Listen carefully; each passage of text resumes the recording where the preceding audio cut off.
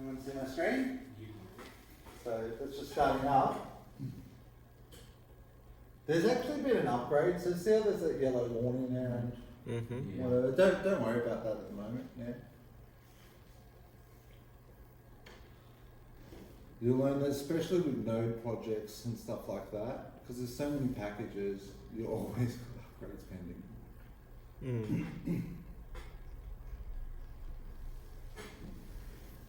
And you just slowly follow up as much as you can to upgrade bit by bit, you know. Because again, some of them, if it's a breaking change, then if it's a breaking change, then you'll need to go to the documentation of that website and follow the instructions of what you have to change. You know, they'll be like, we removed this function, added this one, so wherever you use this function, you now need to. They're pretty good. They give you, you know, good instructions to step through it.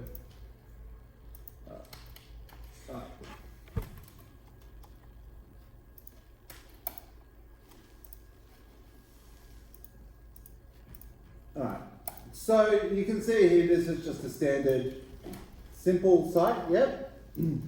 So what I want to show you, I just want to get it open in Chrome for you. Alright, so not much going on there at the moment, yeah? So what I want to show you, let's say, because last week we did props, yeah? And we understood that props was a way to pass data down through the tree, you know, through the component tree, yeah?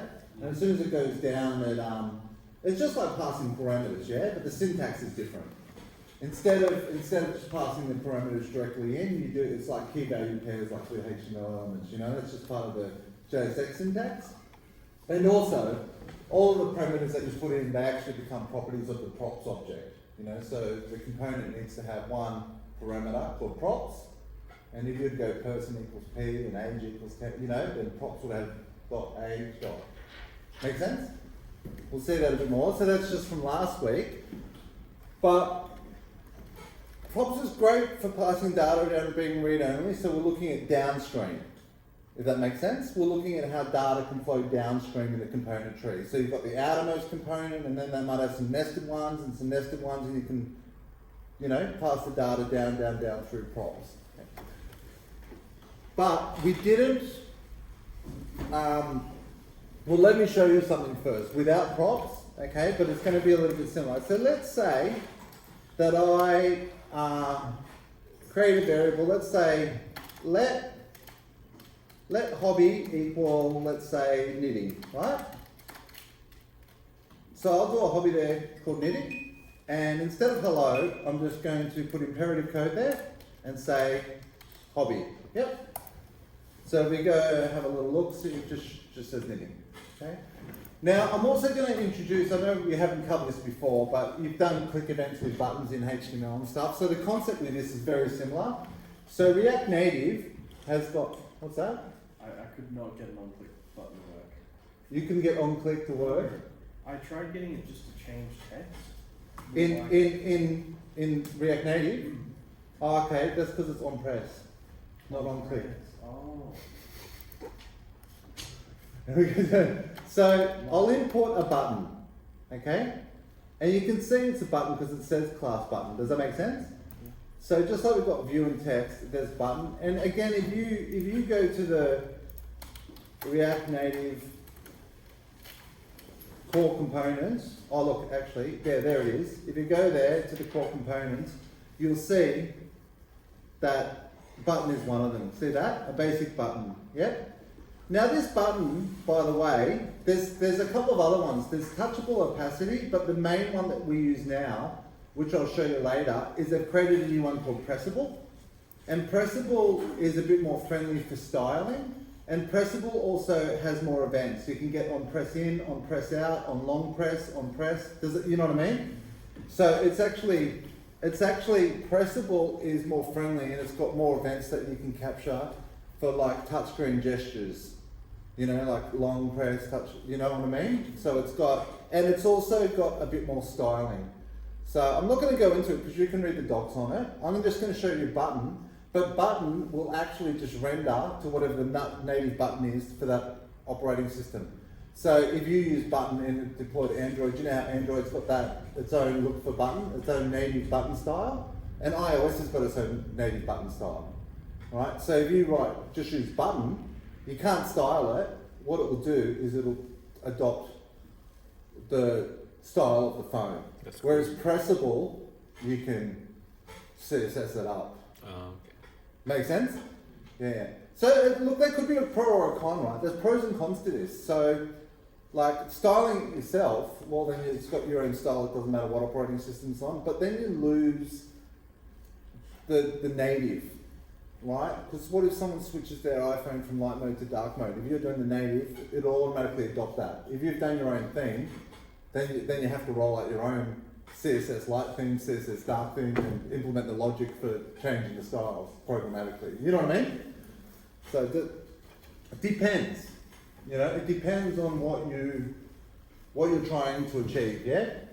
So I've come to the button, and I'm pretty sure the button has just got, let me go back one, and this is, I know. So all of these components, if you go in there, you'll see all of the props that are available to them, see that? But see the two that have got red, they're required, in a sense. Does that make sense? So on press is the event, and title is what will actually be displayed in the button. Make sense? Yep. So you can see, if you go to the docs of all the components, you notice you click on it, it shows you all of the props on the right hand side. So you know what properties are available to pass down to it. Does that make sense? Yeah. And if you were to write your own components, right, and you're working in a corporation or something like that, you'd write documentation, you'd have a wiki or something, right, for the props, so people know. Otherwise, you don't know what props it needs. You're relying on documentation. It's not strongly typed like C#. You can't, you won't get IntelliSense to tell you what props are in a component. You're either able to look at the source code or there's good documentation on it. So, okay. So, I'll just add the button. And I'll just say, click me, yeah? Okay? So, and the button's a self-closing JSX element. Now what I'm going to do is I'm going to add a function, and I'll just go const, I'm just going to call it handle button click, or button press, should I say, yeah? So that's just, equals, right? So that's just a pretty, everyone's up with that function? Yep. Now what I'm going to do in here is I'm going to say hobby equals, what's another hobby, Raymond? Basketball. Basketball. Yep. And I'm going to put a debugger in here.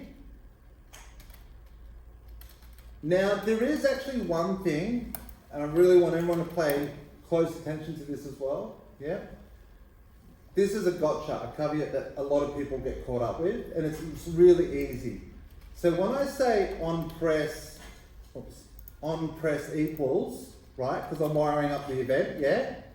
And then I do this, I say handle button press, right?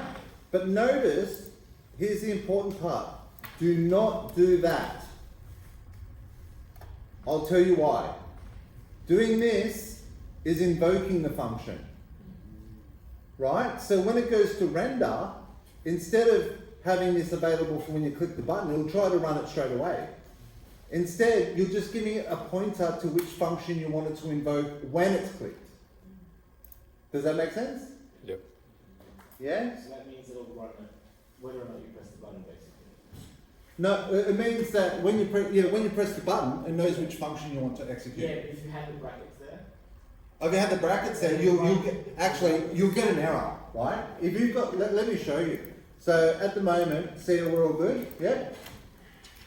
Okay, it's all good. Now watch this. If I come back in, and Run it regardless, basically, like it'll try to run it no matter what. That's right. So watch what happens. See how it's just hit my debugger? I didn't even click the button. Right. See that? Watch. I'll do a refresh. Yeah. That's not what I want. Yeah. Okay. So what you want to do is you just want to give it a pointer to the function, yeah? Another thing that will work just as well, just so you understand the syntax a bit better, but it's unnecessary coding, you could also do this.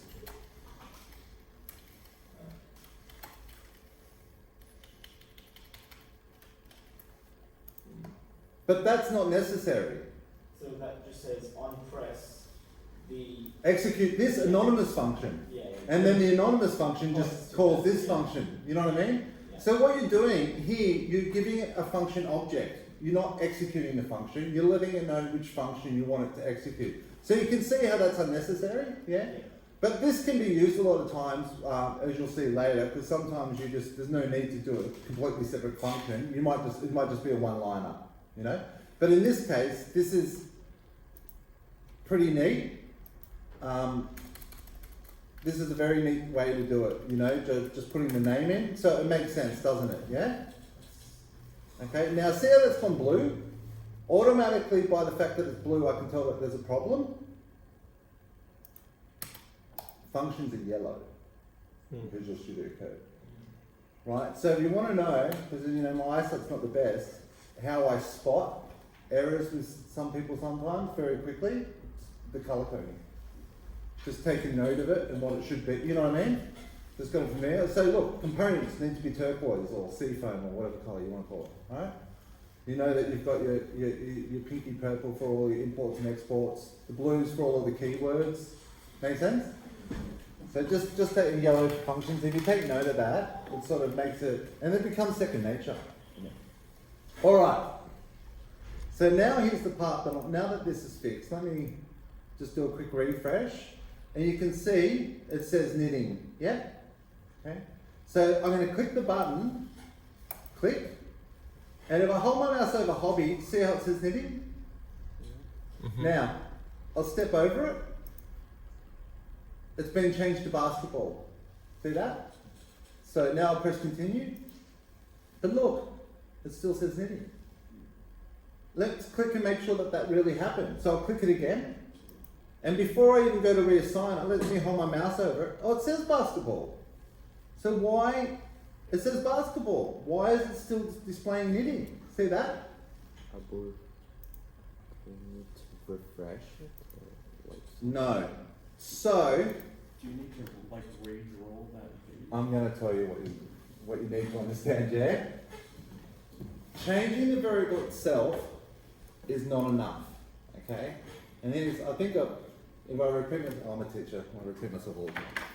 So you can imagine someone, the analogy I came up with is like someone owns a shop, right? And they've got a list of products. And they keep that list of products in their notepad. Come on, don't sit like that, Andre. Get up and go for a walk.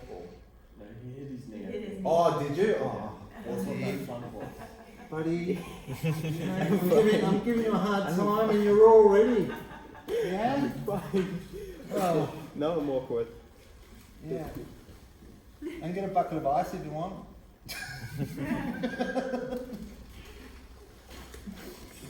Alright, so you've got a, let's give Andre a second. Look at his face. Alright.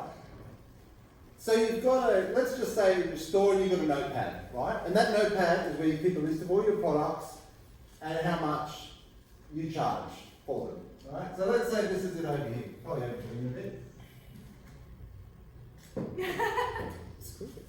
I went out of the room.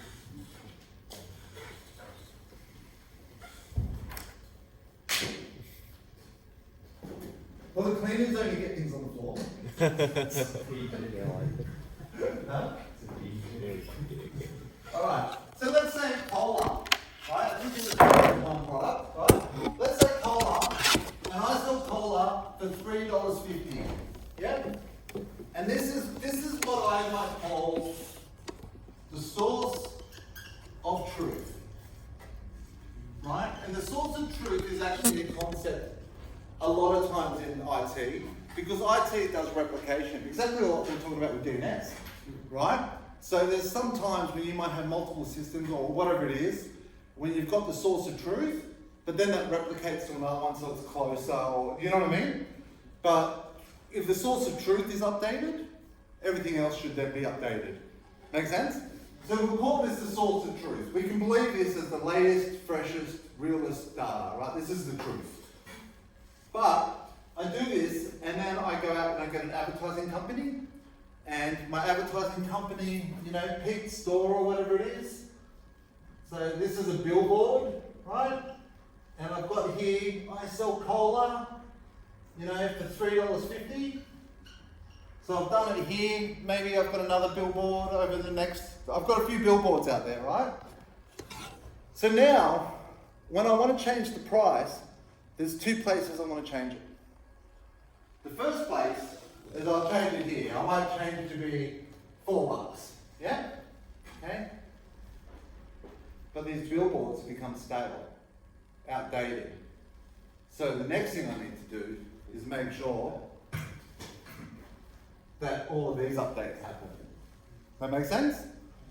This is the same with this. The variable is the source of truth. Anywhere it's been rendered is a billboard. Okay, does that make sense? Yeah. Now, to do this, and there's a little bit more explanation coming, but in the first instance, to do this, we have to understand the component life cycle.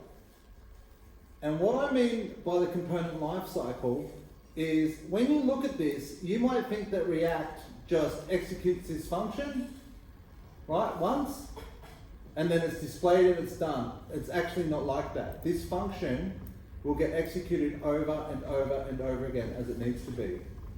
But what actually happens here, this is the part to explain, let's say that up here is your component, right? Your function component. Your code, like I'm talking about, it's a component. So in this instance, as I was saying, it's app, you know, my default function app, yeah? But what's going on that you don't know, and maybe you recall at the beginning I said, you know, like to drive a car, you don't need to know how the inside of the carburetor works, right? You just need to know how to drive a car, right? This is the same. Underneath, React has got, we could almost, it's not exactly true to comment, but think of it as what we might call a black box, right? And a black box in IT is sort of like something where you don't know the inner workings.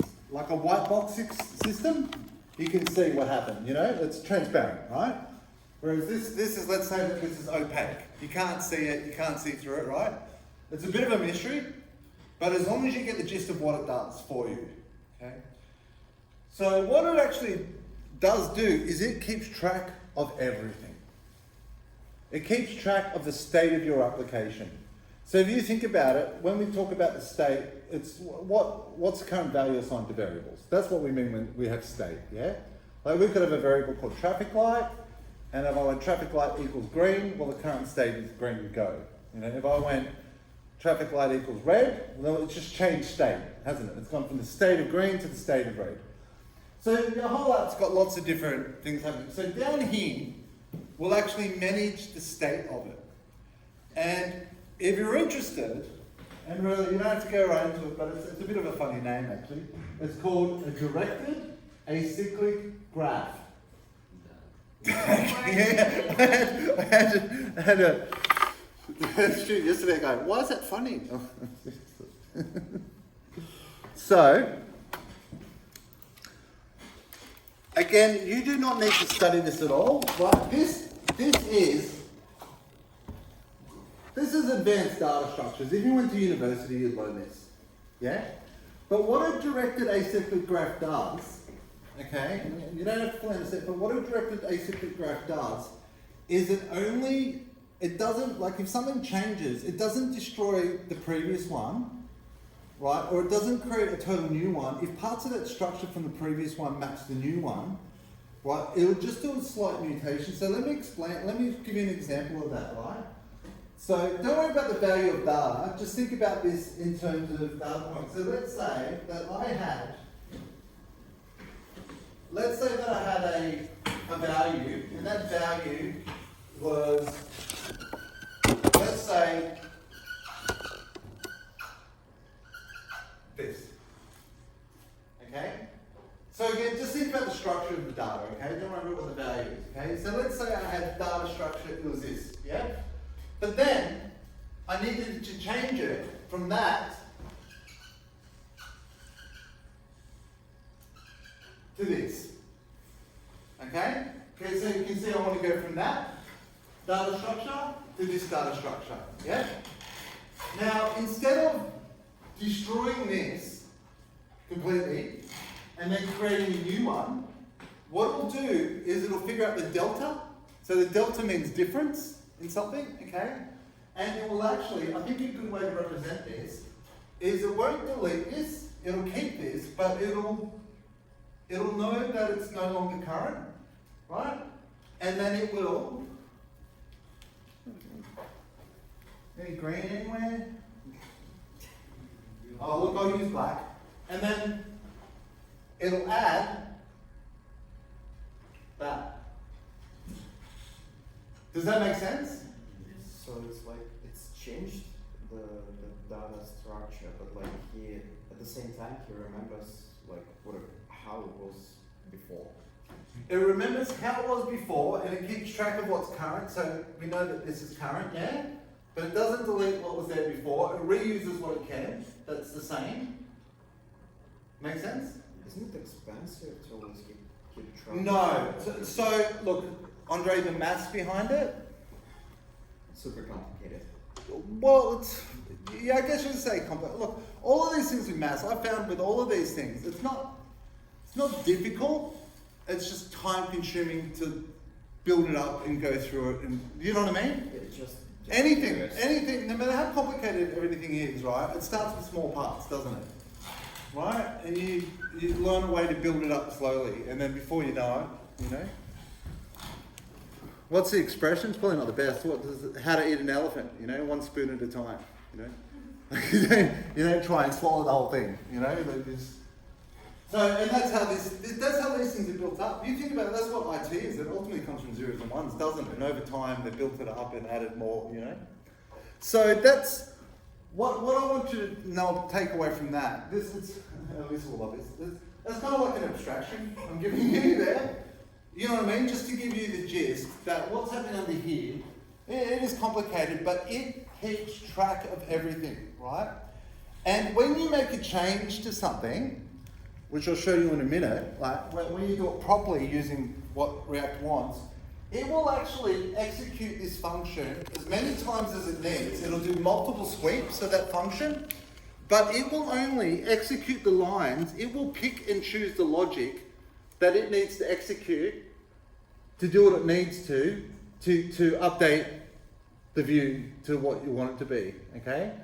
And you're gonna see that in a second. So that's the first thing that I just want you to keep note of, all right? Is that when we do something up here, the actual React framework that's going on there that's keeping track of all the data structures and the state of our application, right?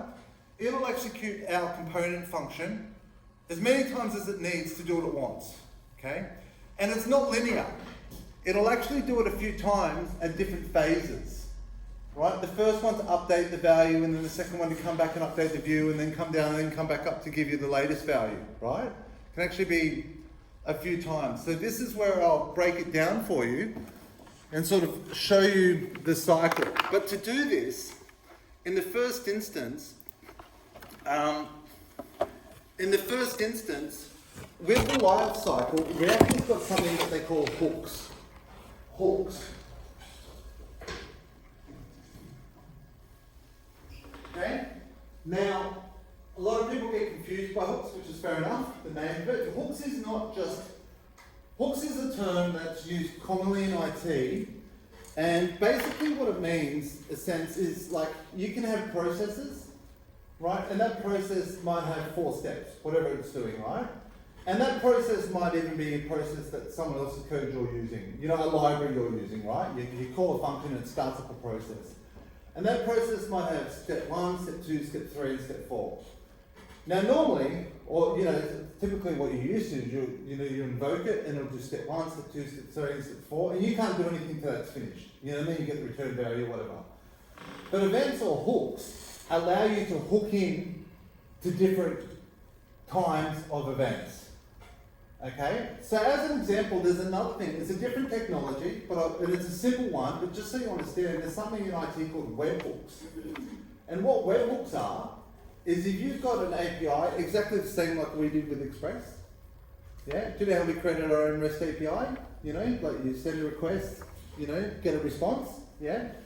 Within there, some API services that are available for you, well, let's just set up webhooks.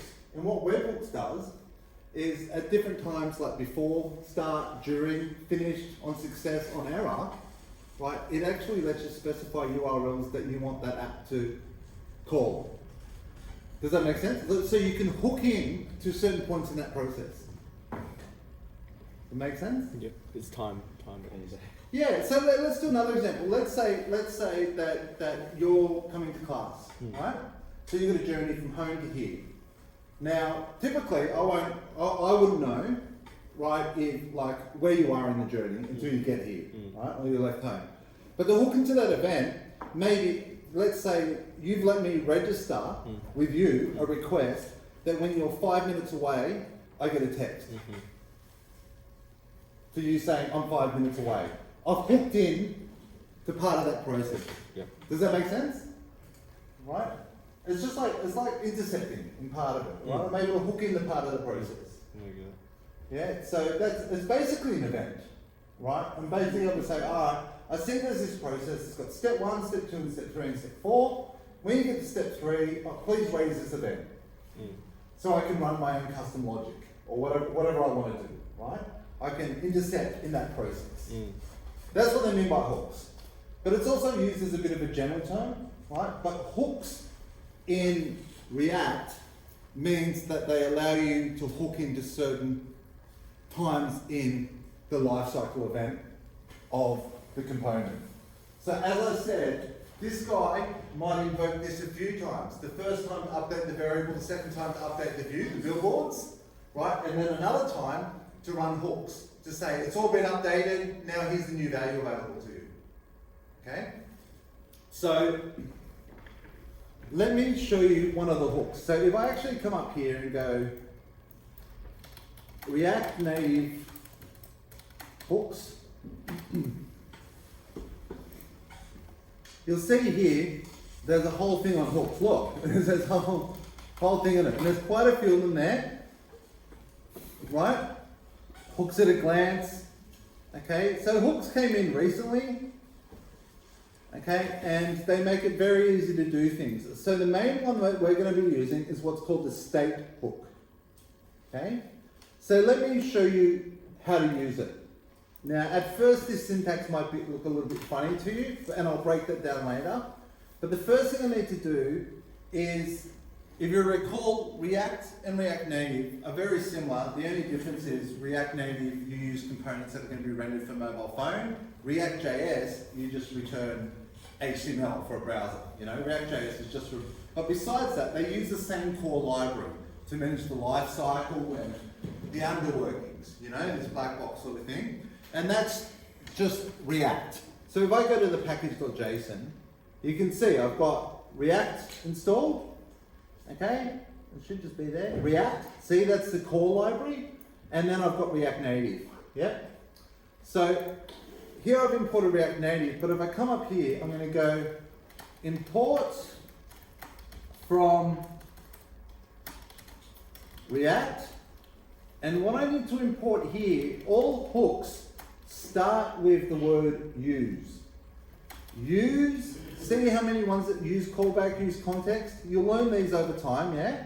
But the most important one to start with is use state. All the use, so all those things in the drop down are hooks. They're hooks. Anything that starts with use is a hook, because we want to use it, yeah? We want to use the state. Now, it's actually a function. See that? See I can hold my mouse over it and it shows me that it's a function? See it says function, use state, yeah? So the way that you use it is, instead of declaring a variable how you're used to declaring it, instead, use state will return you two variables. It returns you an array of two variables. All right?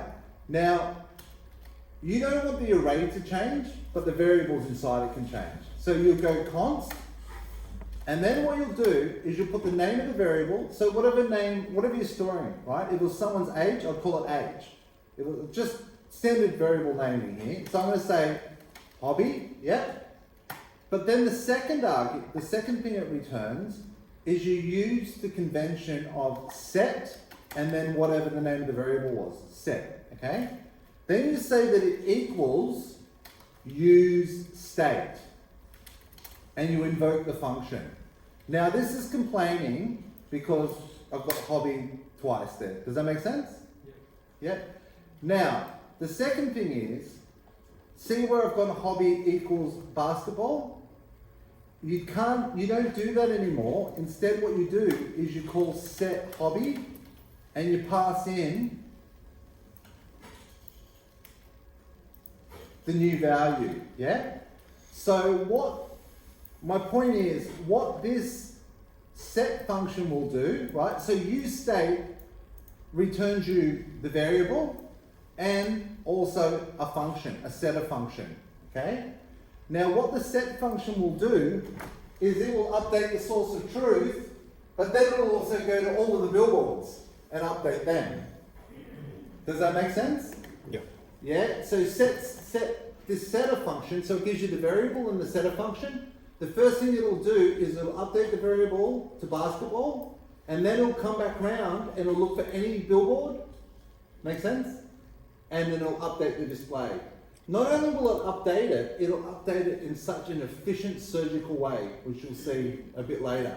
It won't delete the whole div that is contained in and replace it. It won't delete the whole view and replace it. It will find just that in the user interface, pull that out, put another one in, put the new value in.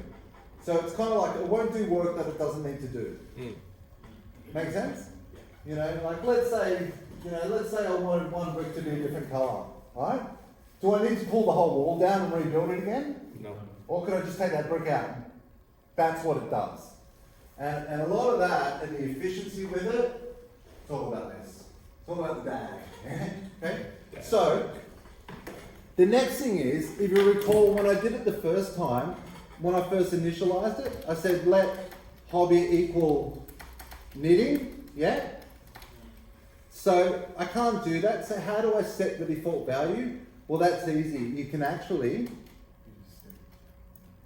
pass the initial value in there. Can you pass multiple values? No, well, it could be an object, and I'll show you that later, yeah? So at the moment, hobby is just a simple string, but hobby could be a person object. I could say person, it could be a JSON object, Makes sense? But I'll show you that later, because there's a nuance with that. Okay? So in this case, hobby is source of truth. Yeah, so this variable is the source of truth. Yeah, and I'm not Here, really these are all the billboards. Yeah, I'm not really following what is set hobby. I understand that like it's So when I call this, right, instead of doing this, Andre, instead of going hobby in here, instead of going hobby equals basketball, yeah, right? You don't do that, because doing that would just update this, but React wouldn't come and look everywhere it's displayed and updated. Does that make sense? yeah, it's not gonna change. Right? So you can't do that. In fact, this will give me an error because when you use state, this variable becomes read-only. The only way you can change the value of it is by going through this set hobby. Yeah? So you're changing the state of this variable through set hobby. Through set hobby. Yeah. So use state will always return you the variable, yeah, and a set function. And you don't, whenever you use it, you just pass the new value, whatever you want the value of this to be, just call set hobby and pass it in. Make sense? Kinda. Well, any questions? Okay. So use it as a function, but set hobby is also a function. That's right. But set hobby as a function has not been defined, like there's no method written for it yet, right? Well, there is. So this syntax here, you can see the syntax looks a bit Bit funny? Yeah, this is what we actually call destructuring assignment. And it's not a React thing. It's not a React thing, it's a JavaScript feature that was brought in, yeah? And if you have a look, it actually allows you to get something and then to destructure it and assign you variable names, yeah? So can you see how I've got an array here that's just got 10 and 20? Yeah, I can actually create two variables. A will be assigned to 10 and B will be assigned to 20. See how it's destructured it and broken it down back into variables? Yeah? So essentially that this look, let me try and give you an example of it, okay? Of destructuring. Yeah? Have a look at the docs yourself. But what I'm going to do is I'm not going to write the actual use state myself, but I just want to give you an example of how it could be done, yeah? So let's say I create my own use state function, yeah? So I'm going to say function, I'm going to go function my use state, yeah? Now I'm not going to do the part where you're passing the initial thing. I just want to show you how this guy here has been defined, yeah? So then what happens with that, my use state, you know in JavaScript you can declare variables inside of variables, yeah? So what I could do here is I could go let value equal, or let's say that they do pass it in. Let's say that the initial value, yeah? Initial value, yeah? So let's say value equals initial value, yeah? And then let's say I declare another function called update value, yeah? And that's going to take new value, make sense? And inside that, it goes value equals new value. All right? Then I simply go return value and update value. So can you see how this function is going to return an array? The first item is the variable. The second item is an update function. Make sense? So then, what I could actually do is I could go const, let's say, I don't know, age, right? Age, set age equals my use state, and let's make the initial age 18. So what the deconstruction assignment does, right, in simple terms, it allows you to get an array.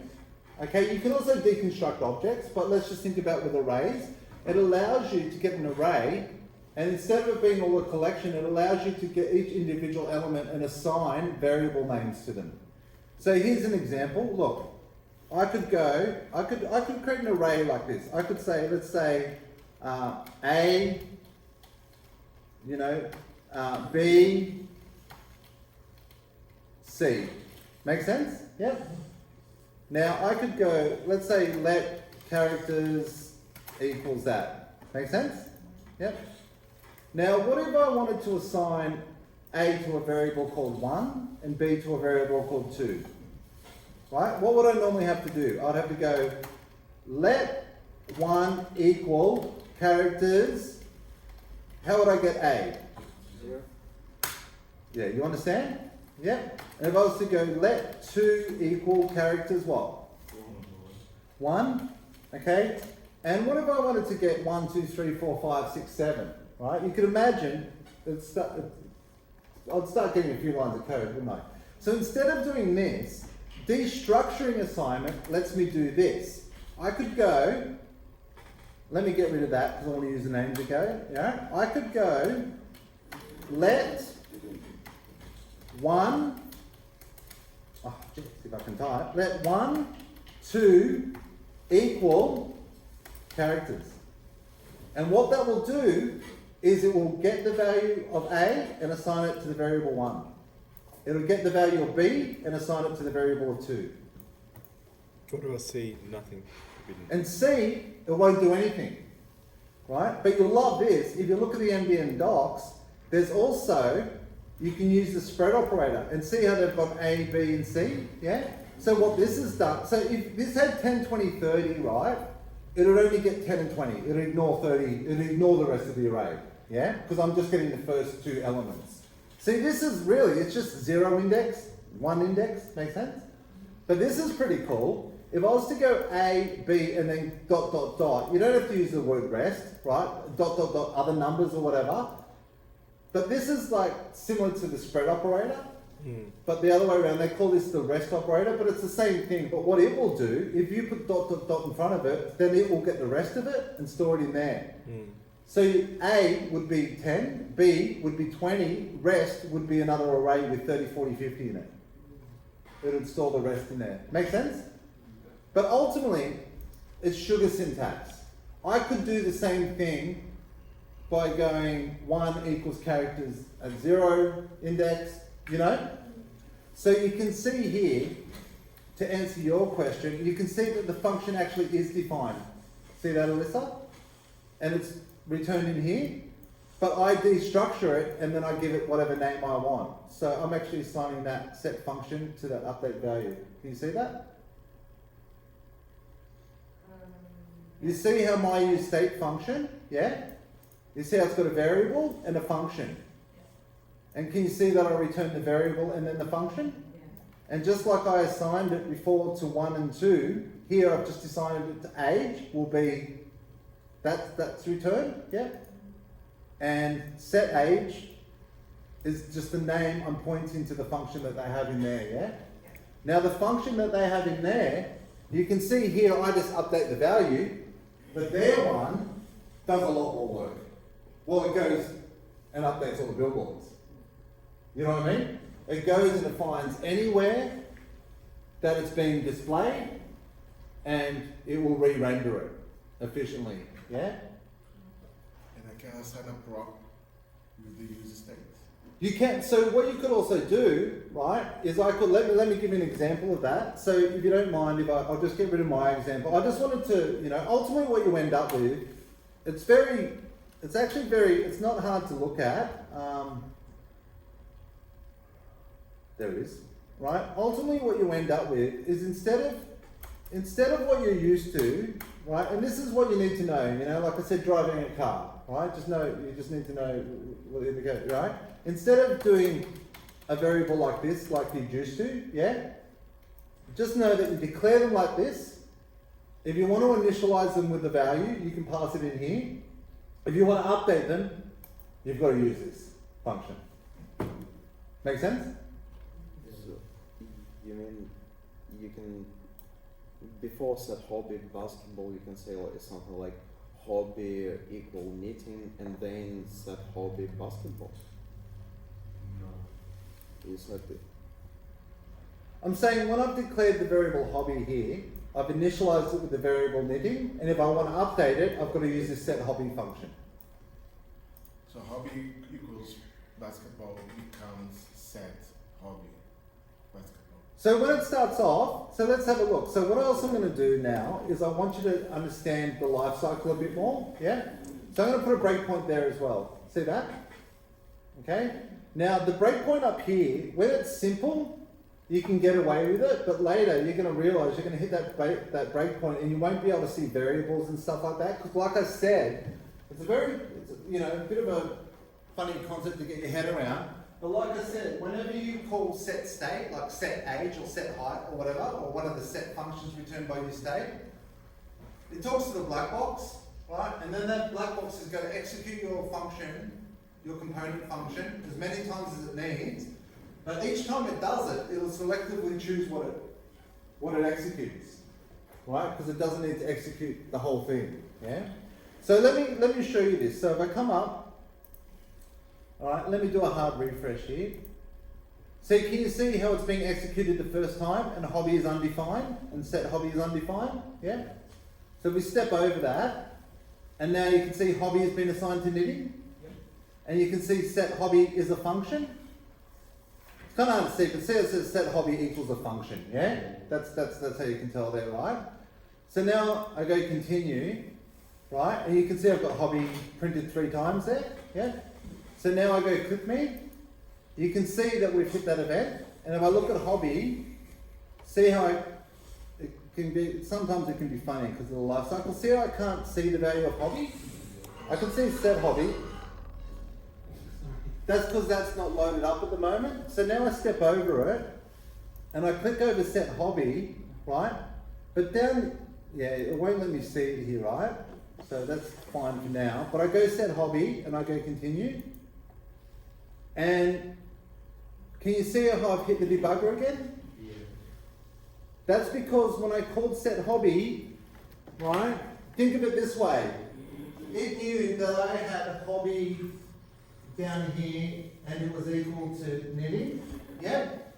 And then up here I've called set hobby, passing basketball. So the first thing it's done is come down here, change this from that to basketball, because this is where it's really being stored, you know, in the underworkings of it, okay? And then what it's done is it's gone, come back around again, and it's executed the function again, right? And if we have a look at it now, hobby is undefined at the moment, see that? We step over it, see how hobby is basketball? So see how it's selectively reset it? You see what I mean, right? And then I go continue, and look, it's also updated all the billboards. Make sense? Yeah. Now, again, just to show you an understanding, I just want to, here I'm just going to go, and I'm just going to put it in just so you can see, I'm going to go let x equal hobby, because you'll notice how I couldn't inspect the value of hobby when it was out there, when I hit the debugger. Again, this is because React is very clever and selective into what it loads into memory, and what it's loading up, and what it's going to execute, and what it's going to run. It's going to do it as efficiently as possible, okay? So again, what we need to understand is the life cycle of the components by the hooks, right? And what runs first, and how many times does it run? Because like I said, it could call this and do a couple of sweeps. Does that make sense? For what it needs to completely do the job, yeah? So the first thing that you get is when the component first loads the very first time. So when it loads the first time, it'll actually create these variables in this function and sort of register them in the black box. Does that make sense? Plus render the view. The very first time the component loads, okay? Then, whenever you call a set function, as you know, it's going to come down and change the state of it in here, which will trigger it to run this again, okay? And that all happens because we're able to hook into that lifecycle event with the use state hook, yeah? But one thing to point out here is if I come back and let me just stop it and refresh to run it again. You see I hit the first debugger again, right? Now let's come down, I'll click it. You can see hobby, I can see the value of it because I'm in the scope of this function. See how it's knitting? Now here's something important to understand with the life cycle again. If I step over this and then I call set hobby, but look, if I hold my mouse over hobby, it's still knitting. Don't you go one more step before we change, or? Well, so when I called set hobby, see how it's still knitting? As I said, yeah? Oh, okay. It's still knitting because we've got a variable of hobby up here. Does that make sense? Yeah. Yeah? And let's say it equals knitting, yeah? I call set state, but just because I set state doesn't mean the next line down it's ready. It wants the whole function to happen, because then it's going to come down, then it's going to change it here, then it's going to come back up and run a whole new sweep is when it will be the new value. Does that make sense? Yeah, I figured my issue was, I thought it was that, like next line, I thought that was where it would change, like once that was run, because I thought that was still part of the open line above. Yeah, no. And So, it's my fault. yeah, no, well, but this is, what you're just saying is exactly the point that I'm making about understanding that your code, your function is not the only thing that's running here. Yeah. Right? It's doing a back and forth with the underworkings. You know what I mean? Yeah. So you call the set function, it's going to come down and change it, and then the React framework is going to come back and call your function again, but selectively what it needs to do. In this case, I've actually called set hobby, right? So the first thing it's going to do is come down and change the value of hobby here, yeah? Then it's going to come back up, and it's pretty much so you're just going to run this again. Just so it can update these hobby parts. Now let me get rid of the debugger as well, and I want to show you how, see how it's come back up again? This time? Yeah? And it's come back up, it's run it again because it wants to set these guys. See that? If you look at it, you step over that line and see how it's changed to basketball. It wants to run, it just wants to run this again, right? And even when it runs this again, in the view, it's not going to re-render the text tags, it's just going to re-render just that. And to prove that, or to show that to you, to demonstrate it, I'm going to get rid of these breakpoints, okay?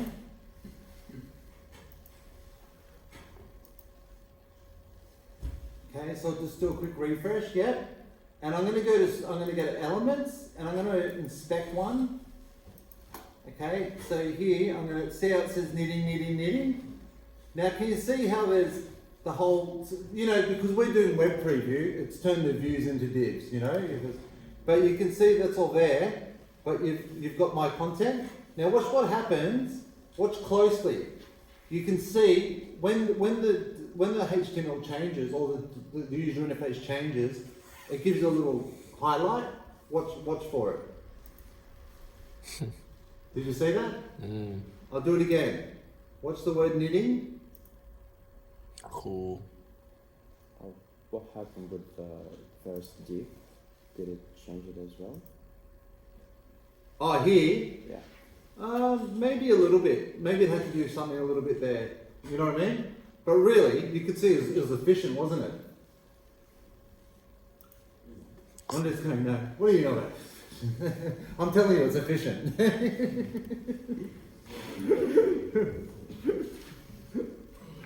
You ready? Watch. I want to see your look in amazement this time, Andre. Right? Otherwise, I'll fail you. Here we go. Ready? Cool. Oh, amazing. Yeah, that's the one here. I can understand why like the divs and like the basketball would highlight, but why is there a highlight on the? Oh, that's just built into the button because look at the transition effect on the fade in and fade out of the button. Oh, okay. See how the button faded a little bit? Yeah. That's just built into buttons. Okay. So on the click event, that transition is actually the opacity transition or the brightness. You know what I mean? Yeah. You see it just so it's indicative that it's been clicked, like so you get a visual cue that it's actually been clicked. Yeah. So pretty cool, huh? Okay. So again, one last thing to show you, and this is where you'll truly start to see the power of it. Now let's say I'm going to create a hobby component to display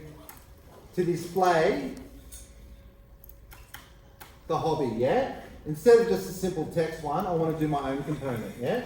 So this here you're going to see state and props starting to work together hand in hand, okay? So I'm going to go function, let's just call it hobby component, that'll do for the name, yeah? And I'm going to put props, yep. And here I'll just return a view, okay? And I'll display the hobby, yep.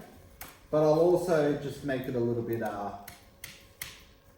fancy. Now I'm going to have to go props.hobby, yep. And here I'll just do a little bit of style, okay? Just so it stands out. So let's go border, 1 pixel solid, make it blue, yeah? By the way, just so you know, see I've got the border styles 1 pixel solid blue. I think, like, this can be a bit tricky. This will work in the web preview, but it won't work when you go to deploy to a mobile app. So you just need to be aware with the web preview, right? It will actually display because the browser knows how to do it.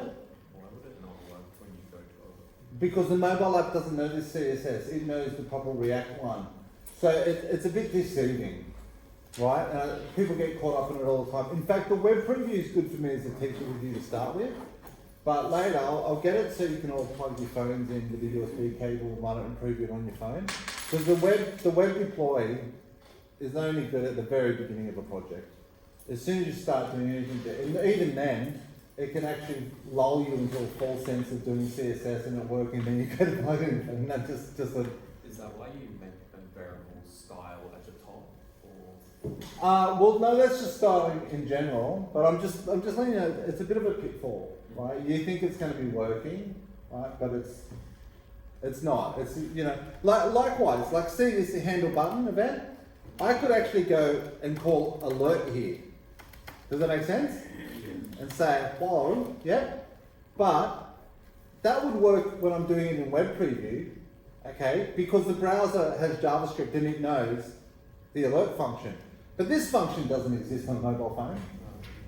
Make sense? Yeah. Likewise, the mobile phone doesn't know this style, right? What it really wants, you know, border 1, yeah? Border width 1, border color, see what I'm saying? yeah. Blue, that would work. Right. What I was doing was being lazy with shorthand. You know how you can do shorthand with CSS rules? Yeah. You know, instead of breaking it down into the 3 different properties for a border, you know? So that's the way to run it on a phone. Yeah, this is the proper way to do it, but typically as well, you'll actually just create one JSON object called style, and then make it available Yeah. in the whole app, like you saw. Yeah. Yeah. So, Oh, because there's that function create style sheet, which actually just returns. It actually just returns the JSON object with all the stylings in it and stuff like that. Okay, so I'm just going to go padding. I'll give it 5 and margin 5. Okay. By the way, this 5 here, it's not so much pixels, right? It's units of the dimension of a responsive screen. It's a bit smarter than that. Pixels, we don't really use pixels anymore because pixels is fixed width. It's not responsive to different screen sizes. You know what I mean? You have to change it with Yeah. each device and Yeah, like there might be little jimmies that that you do that. Like, you know, maybe you've got 2 paragraphs next to each other and you'll always want 3.5 pixels in between or something, no matter what, you know. But a lot of it now is like Flexbox, which is more about units. You know, so like if you always say the screen is 100, right? If it's 100 centimeters wide, each unit's 1 centimeter, right? But if the screen's 200 centimeters wide, each unit is half a centimeter. Does that make sense? Yeah. Yeah. So, sorry? Oh, percent still works? Yep. Percent of the whole screen, right? That's percent of the whole screen, and then you. Oh no, it depends. The percent of the parent. Right. It's always but there's another thing. There's another thing called view width and view height. That's VW and VH, and view width and view height will always be a percentage of the whole screen. Yeah. Width is the width within the parent, but view width or view height. Yeah. In fact, if you actually, this is an important thing. I don't know if you've learned this in HTML, but or they don't. It's probably in the web preview. Is it? No. Has anyone seen the? Oh look, I'll do something. I'll add a file quickly here, just to show you. You would have seen this. I'll just call it index.html, whatever, and I'll just use the template. This thing here, see this meta tag called viewport? Yeah. That's what actually makes websites responsive and gives you that view width and view height. You need to have this tag, and what it does is it gives the page what it needs to figure out the dimensions and be responsive according to the width of your screen and the, for each device. So this will do that, and then you can use, I could do it here. I think I'll delete this. I think do they even have any? It's like,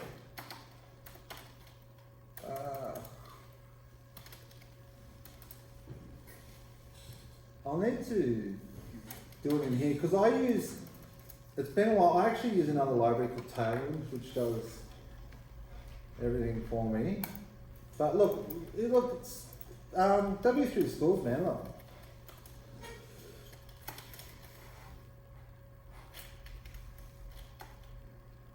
And VW. Oh, let me go W3 schools. A lot of W's happening here, isn't it? Here. Bits, margin, and you go down, absolute. See, you've got all the different ones here, and there it is, relative to 1% of the height of the viewport. So they call it the viewport, which means if you think about, you look through a port of a window or whatever, you know what I mean? It just means the view that you're seeing the size of it, yeah? So, and you can actually go VH, V, you'll see all of the examples of it, yeah? Okay. So, that's done, but what I wanted to show you now is instead of doing this, what am I going to do? I'm going to go hobby component, yeah? And what's the name of the property that I called it? View. Hobby. Hobby. So I'll say hobby equals, and I need to give it this variable, don't I? Yeah? Because I'm passing it down. Does that make sense? Now, quite often, the name doesn't need to be the same. What I mean by that is, watch, I could actually say the hobby, yeah? But if I do that, well then this needs to be the hobby. Because whatever name you give it here is whatever name it will be as a property of this props object. Does that make sense? You'll play around, you'll think about it, yeah? But again, right, if you look at it here, I just want to be clear that the name doesn't have to be the same, but typically it is. You know? It's exactly the same as, you know how you've got a class and you've got the private field and then you've got the constructor that takes the parameters. Inside the constructor, you're saying parameter 1 equals parameter 1, aren't you? Right? But the first parameter 1, you're actually referring to the field, equals the assignment 1, you're talking about the parameter that comes in. They've both got the same name. You know what I mean? Like, it can be a bit confusing to look at, but you can see this is just the name that I'm giving it here, and this is the value I'm assigning it. Right? So don't think of this as the name of the variable, think of it as the value. You know? In this sense, right, if the value of hobby was basketball currently, you know, it's really doing that. So when I come down here to go hobby, I'm actually getting that value. Yeah? Okay, good work. So that's 1, 2, 3 done. Yeah? So let's quickly go up. Let me get rid of that alert. Okay, so let's quickly go up and do a little refresh. Border thickness. Oh, it did. A border style is what it needs. It can be really painful. It is border style.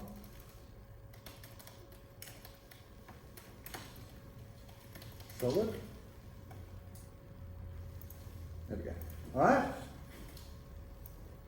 You ready for it? Yay. So, you think about it. Here's my component. My brother, 1 second. Hey. So did he just add like a property onto that? Yeah. Okay, so he can change the styling in a way. Anyone still awake? No, I'm ready to bring it. I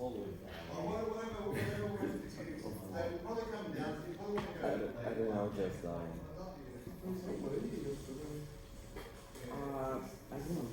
It was like long fresh in the morning.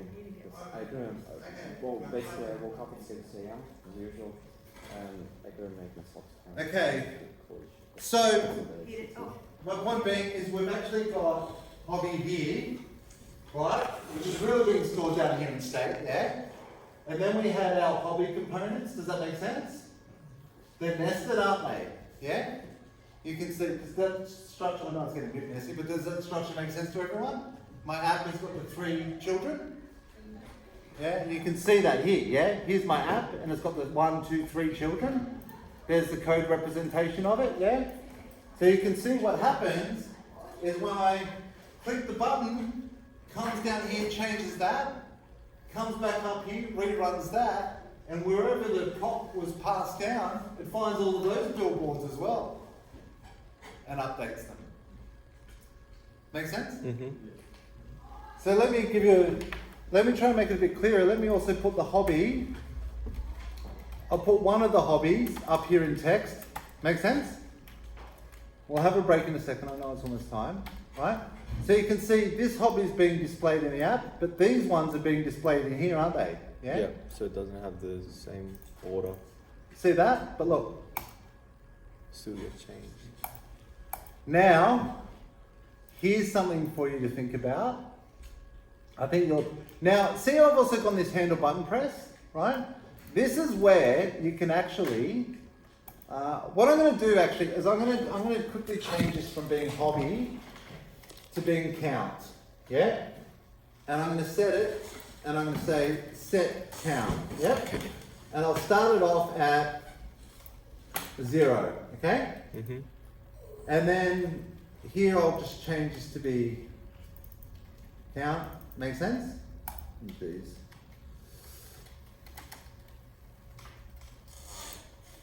Ah. That's pretty cool. Okay. And I better do uppercase or I'll be in Yeah, trouble what with is myself. is it Pascal casing? That's what it is. That's passive casing, that's it. How does that look? Good? Count, props. Oh, Count. set count. Now what I'm going to do here is I'm just going to go count plus 1, yeah? Okay. And what I can also do to simplify it, which I showed you earlier, because it's such a simple little function, yeah? See that?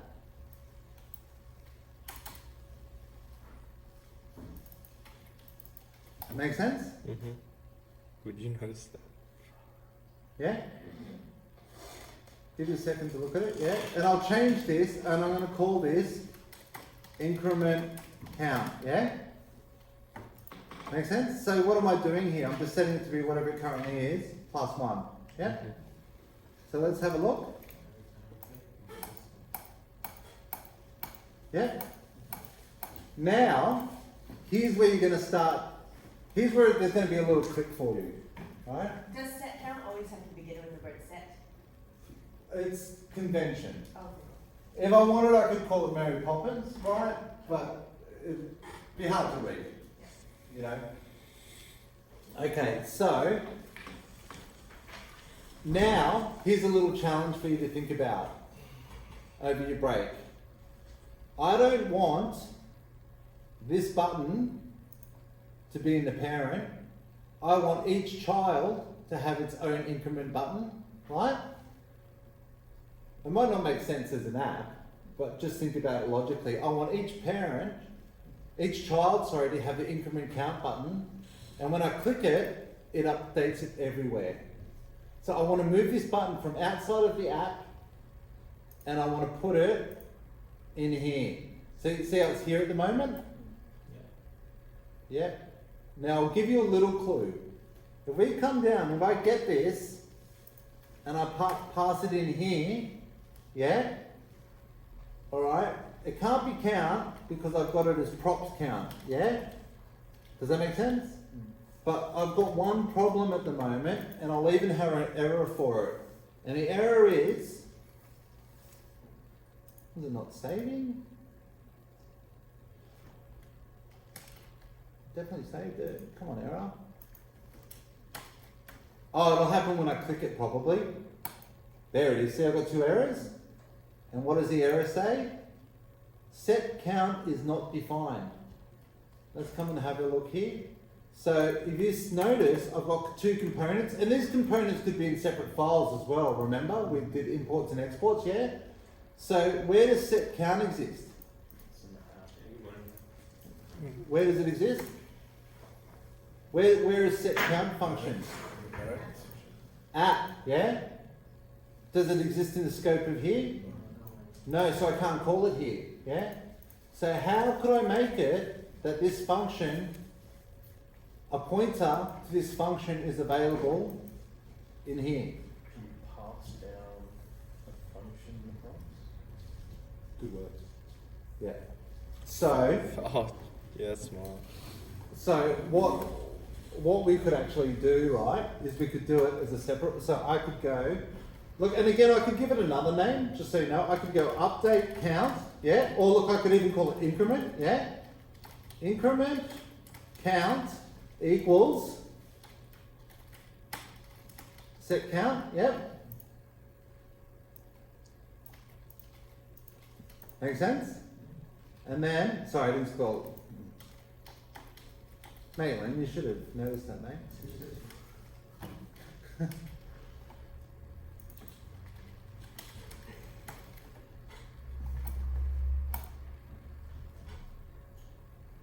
You ready? All right. No. Are you ready? I'll show you again in a second. Yeah. Ready? Pretty powerful, huh? Mm. So what I did, can you see that I've passed down set count as another prop? Mm-hmm. So my props has got two. It's got count, which is this value, yep. And then it's also got another property called increment count. And what have I assigned that to? It points to that function, doesn't it? So I've just passed down a pointer to that function. Can you say that again? Can you do that again? Say that again, please. So I've passed down two properties, yeah? Essentially I've passed two parameters to my count component, right? The first one is a value, the count variable, Yes. and I access that by going props.count, yeah? Okay, yep. The second one is a pointer to the set count function.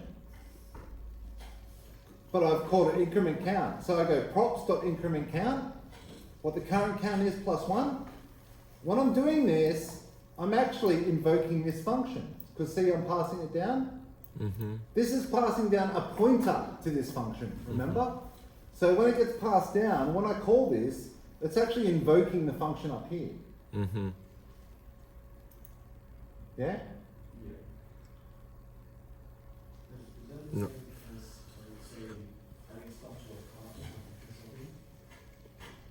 That's absolutely nothing to do with that at all. I don't know, but I just like the way you designed it. Is it like I'm not gonna say this. It's simply like I'm gonna review props again. Okay, so it's passing the pointer of the function down. Remember that? We've gone through all of these things, the difference between value types and reference types and pointers, yeah? So you're just passing down a pointer as a prop. We're passing two things down, right? Yep.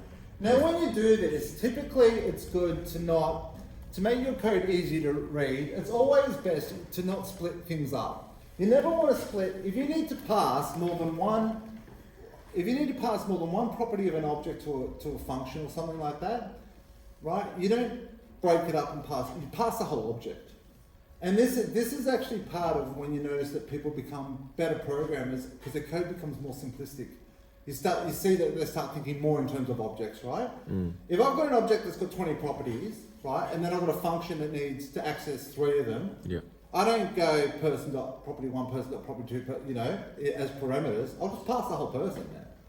You know, even if it only needs to operate on 2, whatever, I'll keep the object together. I'm not going to start splitting my object up and making pointers to the different properties within my object. I want my object to be encapsulated. I want it to be a sealed unit. Right? If you're going to do something, you've got to go through the methods with it. Does that make sense? And code actually becomes a lot simpler. You know, it actually is like easy to read, easy to follow, easy to work with, because you're just not overcomplicating it. You're just not trying to break everything down to nuts and bolts. You know what I mean? Yeah, you don't need to break it. Would that term be called high cohesion? Sorry? Would that well, it creates high cohesion. create high cohesion? It promotes high cohesion. Okay. You know, that and many other things. Good naming of variables, not having functions that have got more than one responsible and 70 lines of code in it. My rule is, that I try to stick to, if I can't see all of the lines of a function or method Yep. within my screen, I need to break it into two. Yep. I'm violating a single responsibility. A function should do one thing, and it should do one thing well. And that one thing should either be a command or a query, not both. Command. It should just be reading data or mutating data, not reading and mutating. Did I give you the example of that with GetRocket? Do you remember that? Like this is command query separation is like a fundamental rule in programming, every language, right? If you want to write good code, command query separation. And just to show you what I mean by that, sorry if I've already done this, guys. But let's say that there's this class that's called Space Station, whatever, yeah? Whatever, military base. Now again, to us, this is a black box. We can't see the inner workings of the functions, right? But we know that Space Station has got a function that returns a rocket, yeah? And it's called GetRocket, yeah? I'll say GetR. It's called GetRocket, right? And let's just say you just pass in the ID of the rocket, yeah? And then it finds the rocket by ID. You know, let's say it just goes, you know, rocket, it goes var results, or R equals rockets, where the ID equals ID. Make sense? Like it finds it from the database, wherever it gets it, okay? Or it even creates a new rocket, whatever you want, right, with that ID. It just gets a rocket. So var equals, you know, let's just say rocket, okay? So now we've got an instance of a rocket with that ID it's found it. So would you say that's a command or a query, this function? If you look at the name of it, is it a command or is it a query? It's a query. Get rocket. It's a query. You're just getting something. You're not mutating something, right? It's a query, not an action. That makes sense? Yep. Now, again, remember we can't see inside this function, right? So if I go var rocket equals get rocket, and then I went return R, yeah? Return R. So me using this would be something like this. I could go rocket, whatever name I want to call it, let's say X equals space station. I'll just go SS, maybe you don't mind. Space station, yeah? Dot, get rocket, yeah? And I pass the ID in, let's say 2, yeah? So if you look at that, you think I'm just using the space station and asking it to get me the rocket object by ID. Does that make sense? So that's a query. Now, command query separation, a violation of that, imagine if this code had this in it. R.launch. So do you think launching a rocket is a query or a command? Command. Launch that shit. It's a command, isn't it? Yep. Now, if I come to the inner workings of this code, and I go rocket x equals space station get rocket, would I think that I've just launched a rocket? No. Do you see how dangerous this is? Yes? So when you write a method, you're either getting something or you're doing something. Don't let it do both. It's okay to let a command maybe return something that's kind of like a query, but it's not okay for a method that reads like a query to do a command. That is not okay. Because you'll have someone calling it and it's going to do a mutation. Again, these are all, you know, this is different than the technical what's a variable, blah, blah, blah. These are all guiding principles. The compiler's not going to complain, right? Your code will still run if you do this, right? But bugs. All right, look, you really all deserve a break here. Let's come back at 11:30. Told you it was going to be a big